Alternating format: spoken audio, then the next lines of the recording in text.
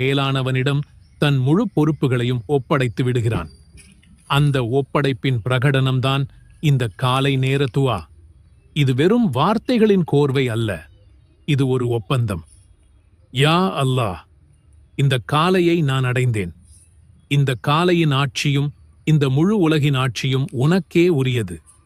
என் சக்திக்கும் அறிவுக்கும் அப்பாற்பட்ட இந்த நாளில் என் எல்லா காரியங்களையும் உன்னிடம் ஒப்படைக்கிறேன் என்று நாம் செய்யும் ஒரு பிரகடனம். இந்த உண்மையை உணர்ந்து நம் நாளை தொடங்கும்போது நம் மனதில் இருந்த பாரம் இறங்குவதை நம்மால் உணர முடியும்.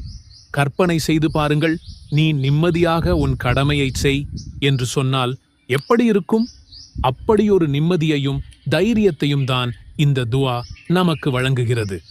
நபிகள் நாயகம் ஸல்லல்லாஹு அலைஹி வஸல்லம் அவர்கள் தங்கள் வாழ்வின் ஒவ்வொரு காலையிலும் இந்த துஆவை ஓதுவதை வழக்கமாக கொண்டு